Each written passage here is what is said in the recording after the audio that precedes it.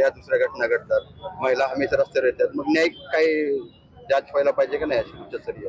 मला अत्यंत खेदाने सांगावं लागतंय, आमच्या कोपर्डीच्या प्रकरणाला एवढी वर्ष उलटतायत तरी या निर्लज्ज लोकांना वेळ नाही या गोष्टीकडे। आणि यातच 3 वर्षाच्या चिमुरड्यावरती 2-2 चिमुरड्यावरती शाळेमध्ये लैंगिक अत्याचार होतात, रेप होतात, हे महाराष्ट्राला कायम आहे। महाराष्ट्राचं तोंड काळं करण्याचा प्रकार अशा घटना करत आहेत। याची जिम्मेदारी जे लाडकी बहीण म्हणून बोंबलतात त्या निष्क्रिय सरकारने घेतली पाहिजे।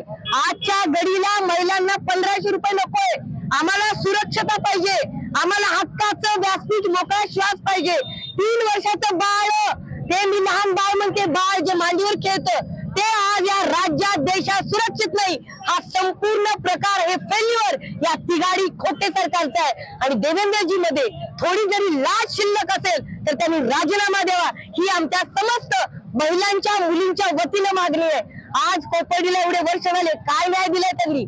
आज दिल्ली मधल्या घटनांचा, आज राज्यामध्ये विरारमध्ये घटना घडली, परवाच तुम्ही मोर्चा काढला ताई, उमरग्यामध्ये, ठाण्यामध्ये, उरणला आणि काल बदलापूरला 12 तास तुम्ही गरिबांना न्याय देऊ शकत नाही। अशा निर्लज्ज सरकारचा मी निषेध करते। सामान्यांना आवाज उठवायचं वातावरण राहिलं नाही, हे खोटे सरकारचं वातावरण आहे।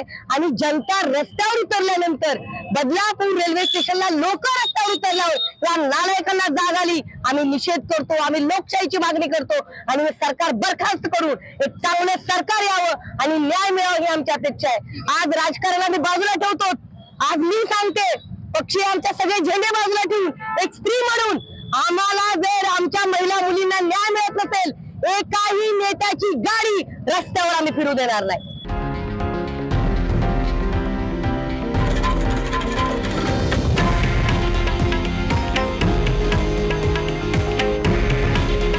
हे आहे देशातील नंबर 1 न्यूज नेटवर्क आणि आपण पाहत आहात TV9 मराठी।